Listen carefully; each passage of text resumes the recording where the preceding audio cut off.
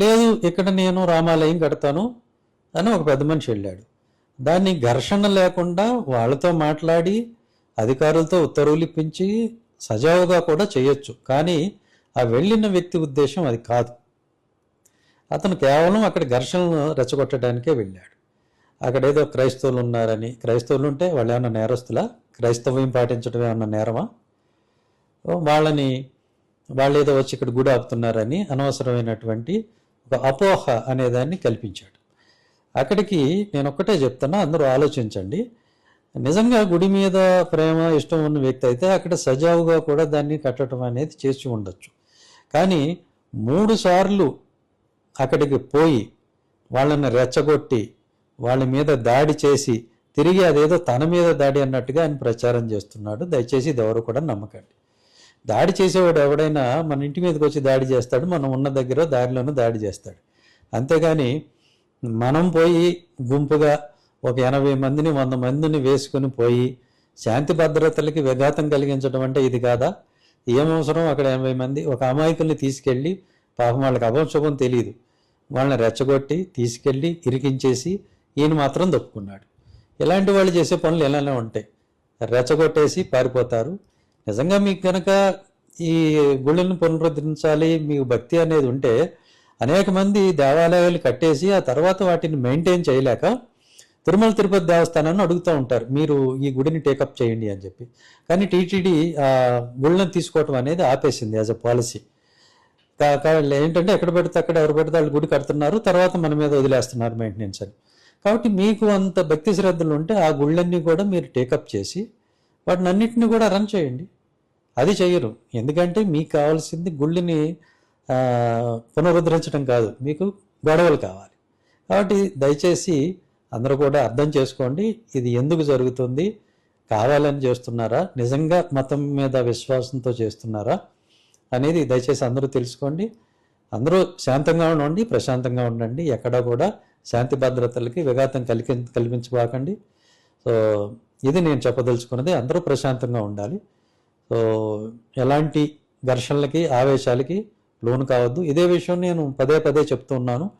మనం నిరసన తెలియజేయాలంటే గతంలో లాగా రోడ్ల మీదకి రావాల్సిన అవసరం లేదు, ధర్నాలు చేయాల్సిన అవసరం లేదు. అందరూ ఈ డిజిటల్ మీడియా ద్వారా కుటుంబం అంతా కూర్చొని కుటుంబ ప్రతిజ్ఞ చేసి మాకు ఈ అన్యాయం జరుగుతుంది కాబట్టి ఈ అన్యాయం చేసే వాళ్ళకి మేము ఓటు వేయము, రాబోయే తరాలు కూడా పిల్లలను కూడా పెట్టుకుని నేను ఎందుకంటున్నానంటే ఈ తరమే కాదు వచ్చే తరానికి కూడా ఏ అన్యాయం జరుగుతుందో తెలియాలి. కాబట్టి వాళ్ళతో పాటు కూర్చొని డిజిటల్గా ప్రతిజ్ఞ చేసి నిరసన తెలియజేయండి అని నేను చెప్పానే తప్ప ఎక్కడ రోడ్ల మీదకి రమ్మని కూడా నేను చెప్పలేదు. మీరు నా వీడియోలన్నీ కూడా చూసుకోండి. ఎవరిని ధర్నా చేయమని కానీ చెలో ఇక్కడ అక్కడ అని కానీ నేను ఎక్కడ కూడా పిలుపులు ఇవ్వలేదు.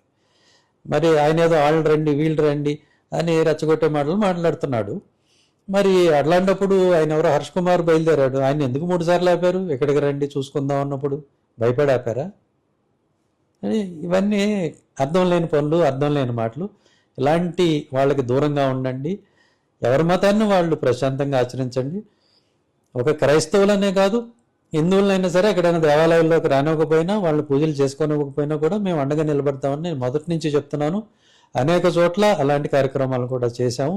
ఎవరి మతాన్ని వాళ్ళు పాటించవచ్చు స్వేచ్ఛగా, ఇందులో ఇబ్బంది ఏమీ లేదు. నాకు తెలిసి బట్లమాకుటూరు అని పశ్చిమ గోదావరి జిల్లాలో ఒక గ్రామం ఉంది. ఆ గ్రామం మొత్తం కూడా దళితులే ఉంటారు, సర్పంచ్ కూడా ఎప్పుడు దళితులే ఉంటారు. వాళ్ళు అక్కడ రామాలయం కట్టుకొని, ఇప్పుడు కాదండి, కొంచెం నాకు తెలిసి ఒక 100 సంవత్సరాల నుంచి అక్కడ రామాలయం ఉంది. వాళ్ళు ఘనంగా శ్రీరామనవమి చేస్తారు. కాబట్టి ఈ దళితులందరూ కూడా క్రిస్టియానిటీలో గెలిపారు, వీళ్ళు వేరే మతాన్ని సహించరు అనేది తప్పు. అక్కడ ఉన్నారు క్రిస్టియన్స్, అక్కడ హిందువులు ఉన్నారు, అందరూ వాళ్ళ మతాన్ని పాటిస్తారు. కానీ దేవాలయాన్ని ఆ కార్యక్రమాన్ని అందరూ కూడా కలిసి నిర్వహించుకుంటారు. మనకున్న కల్చర్ అది. మతం ఏదైనా కూడా అన్ని పండుగలు అందరూ కలిసి సెలబ్రేట్ చేసుకోవటం అనేది మనకున్నటువంటి సాంప్రదాయం. కొంతమంది తమ రాజకీయ స్వార్థం కోసం, కొన్ని కేసుల నుంచి బయటపడటం కోసం ఇలాంటివి చేస్తూ ఉంటారు. వాళ్ళకి దూరంగా ఉండండి, అప్రమత్తంగా ఉండండి. Thank you. జై భీమ్, జై హింద్. నమస్కారం అండి. నేను ఇప్పుడే ఒక మంచి కామెడీ వీడియో ఒకటి చూశాను. పూర్తి సూటు నీలము రంగులో ఓ వీడియో చేశాడు. శ్రీకృష్ణుడు సహాయంతో పరిమార్చదను అని చెప్పి రఘురామకృష్ణరాజు నాటకంలో మాట్లాడాడు. వాడు వీడన్నట్టే మాట్లాడాడు వాడు. సరే, అది వాడి సంస్కారం. ఎందుకంటే వాడు అన్నారు కాబట్టి వాడు అన్నవాడిని వాడు అనక తప్పదు కనుక. కానీ వాడిని వాడు అనక తప్పలేదు. వీడు అతడి స్టార్ టచ్ చేయగలవా అని మాట్లాడారు. మాట్లాడాడు. అసలు స్టార్లే లేవు కదమ్మా ఇప్పుడు. రిటైర్ అయ్యేదాకా సస్పెన్షను, తర్వాత సరే చూద్దాం తర్వాత ఏమవుతుందో. మనం ముందే మాట్లాడకూడదు కదా. సో పీక్కో, టచ్ చేయి, ఇతన్ని టచ్ చేసి చూడు, ఇవన్నీ మరి అరనీలి కోటుకి పూర్తి నీలి కోటు భలే తీవ్రంగా మద్దతు ఇస్తుంది. ఎనీహౌ, ఈ విషయంలో అరనీలి కోటు గురించి నేను మాట్లాడదలుచుకోలేదు. పూర్తి నీలి కోటు ఏదో స్టార్ని టచ్ చేయమంటే ఆ స్టార్లకి గౌరవం పెంచేవారిని ఎవడో టచ్ చేయలేడు. ఏమాత్రం విలువలు లేని వారిని స్టారే లేకుండా మరి ప్రస్తుతం జరిగింది. చేత give respect and take respect.